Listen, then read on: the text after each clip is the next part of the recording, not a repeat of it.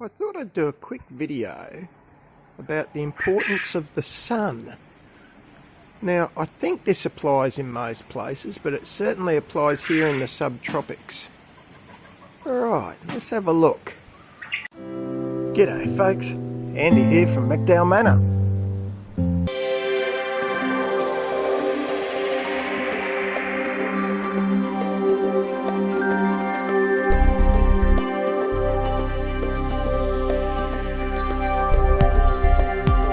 This garden I call the salad patch.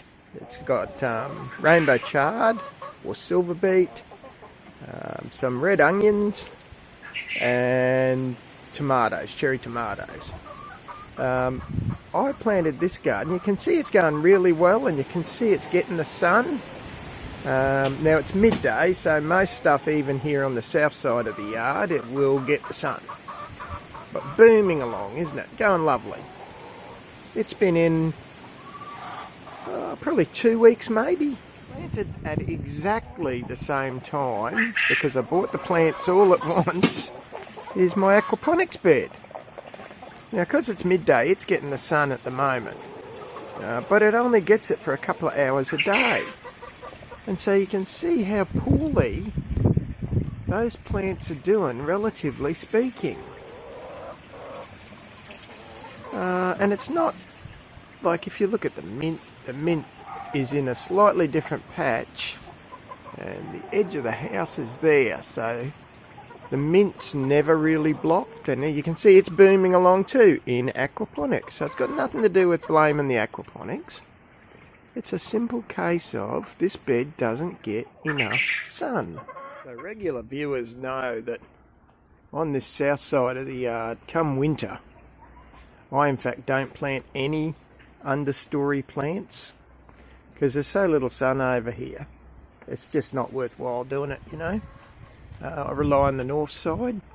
Come summer it tends to swap a bit, so this side comes into sun. The north side is just so darn hot that I tend to swap over and grow the understory annual stuff on the south side of the yard. But that's one of the principles of permaculture, of course, is that observation.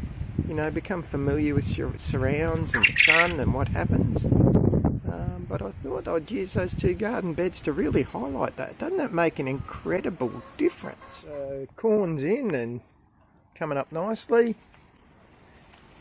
Got a few lettuces. This will be the last of the sort of understory greens I plant over here, given that this is the north side now, given that it's coming in.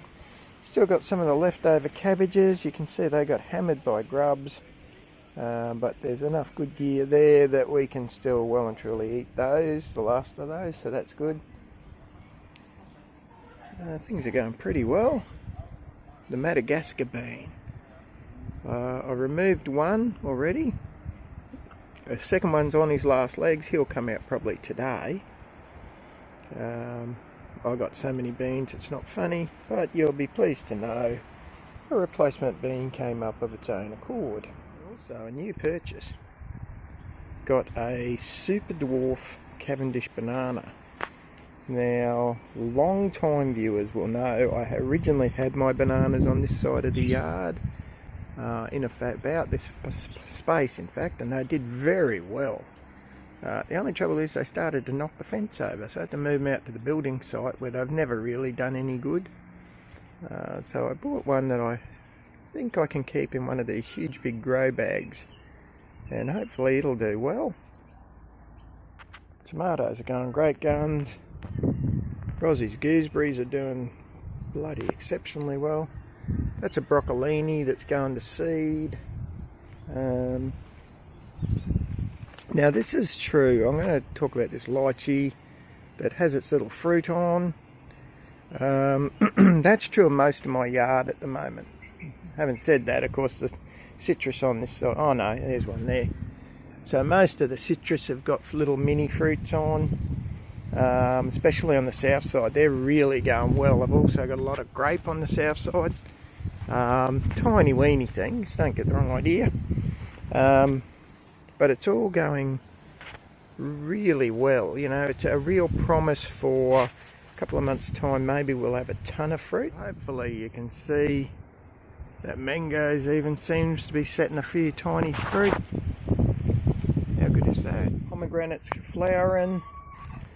That flower there is the feijoa. That's all completely covered in buds. I can't believe how many buds are on that one. Got quite a number of peaches on.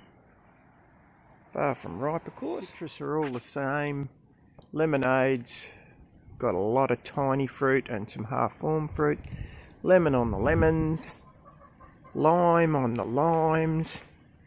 Now, oddly enough, the mandarin's not doing a lot, but I noticed there was one flower the other day, and the grapefruit hasn't come into flower yet either. So maybe that's a sun issue, because these two are towards the north. So they probably get a lot less sun, like the aquaponics bed, a lot less sun than the stuff that's further south on the south side.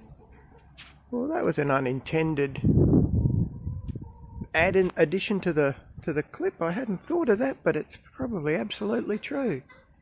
It's the bloody same sun issue. Well, I'll be. We're booming in eggs, so I'm actually sending eggs up to my daughter's house as well. Between quails and chickens, they're all on the lay. Quite a lot of eggs at the moment. Right, folks, you have a good one, eh? Hooroo!